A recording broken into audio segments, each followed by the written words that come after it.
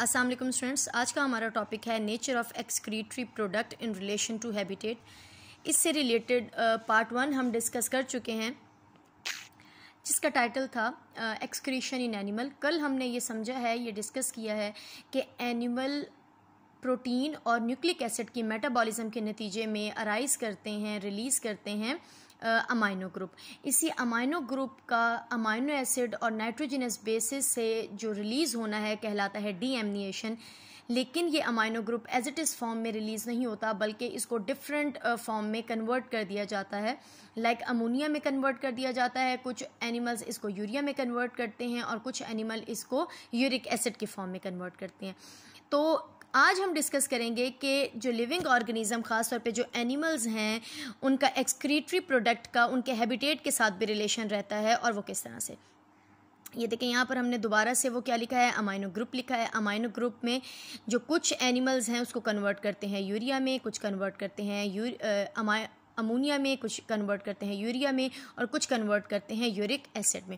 अब हम ये देखेंगे, कल भी हमने समझा है कि कौन से एनिमल किस फॉर्म को रिलीज़ करते हैं। ये कल हम समझ चुके हैं कि जो अमोनिया है उसको रिलीज़ करने के लिए लार्ज अमाउंट में वाटर चाहिए, यूरिया को रिलीज़ करने के लिए एक मॉडरेट वाटर चाहिए, लेकिन पानी की ज़रूरत होती है पर बहुत ज़्यादा नहीं होती।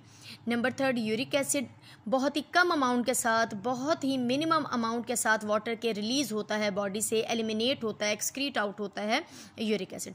तो यहाँ पे ये कॉन्सेप्ट तो आपने कल ही समझ लिया था कि अमोनिया हमेशा वो एनिमल रिलीज़ करेंगे जो ऐसे हैबिटेट में रहते हैं जहाँ पर पानी ज़्यादा होता है। यूरिया हमेशा वो रिलीज़ करेंगे जिन्हें मॉडरेट वाटर चाहिए होता है या जिनकी बॉडी के अंदर मॉडरेट वाटर होता है, इन्वायरमेंट में भी और बॉडी में भी। और यूरिक एसिड हमेशा वो एनिमल रिलीज़ करेगा जिसमें जो ऐसी हैबिटेट में मौजूद है जहाँ पर पानी बहुत ही ज़्यादा कम है।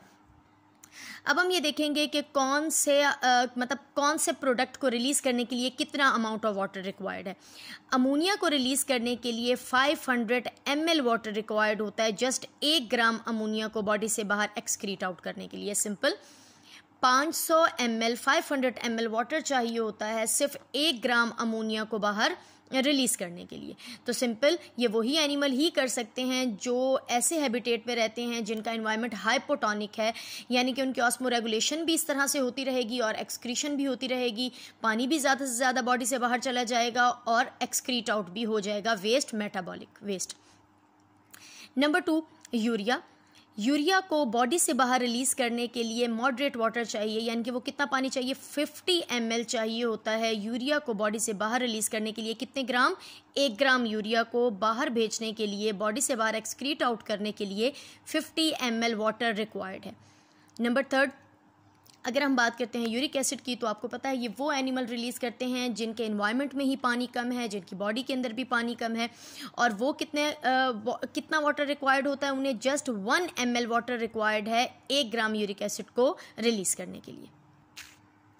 अब देखेंगे वो एनिमल जो अमोनिया रिलीज़ करते हैं उन्हें अमोनोटैलिक कहा जाता है, वो एनिमल जो यूरिया रिलीज़ करते हैं उन्हें यूरियोटैलिक कहा जाता है, और वो एनिमल जो यूरिक एसिड रिलीज़ करते हैं उन्हें यूरिकोटैलिक कहा जाता है। अगर इन तीनों की हम एग्जांपल देखें तो एक्वेटिक यानी कि जो फ्रेश वाटर फिशेज़ हैं वो अमोनिया रिलीज़ करती हैं, मैमल और एम्फीबियन यूरिया रिलीज़ करते हैं। इससे रिलेटेड बेटा शार्क भी था, ठीक है, वो क्या रिलीज़ करेंगे, वो यूरिया रिलीज़ करेंगे। और बर्ड्स, इंसेक्ट और रिप्टाइल यूरिक एसिड को रिलीज़ करेंगे।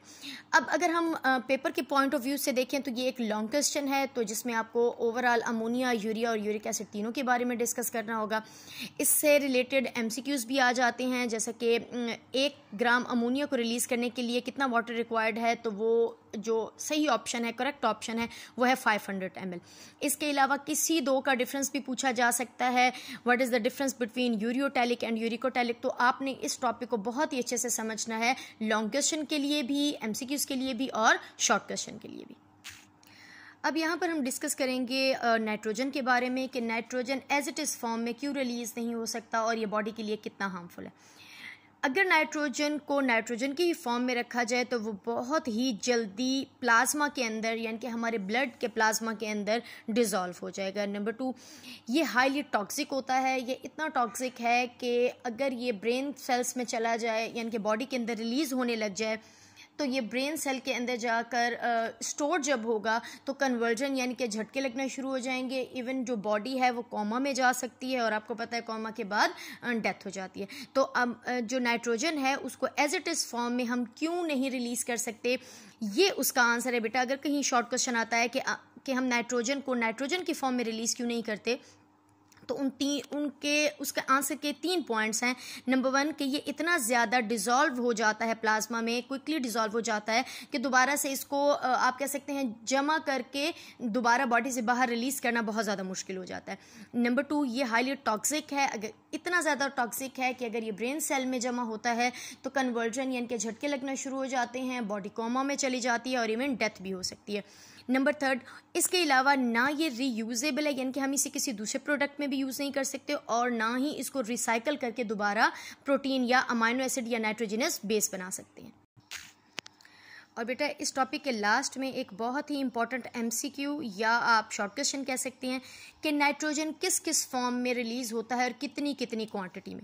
नाइट्रोजन रिलीज़ होता है लार्ज अमाउंट में, यानी कि सबसे ज़्यादा वो एनिमल की बॉडी में किस अमाउंट से बाहर जाता है, वो है अमोनिया, यूरिया और यूरिक एसिड की फॉर्म में। बहुत ही कम अमाउंट में ये रिलीज़ होता है।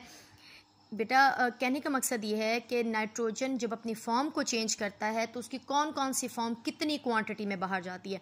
ये एमसीक्यूज़ भी बन सकते हैं और ये शॉर्ट क्वेश्चन भी बन सकता है कि लार्ज अमाउंट में वो किस फॉर्म में जाता है।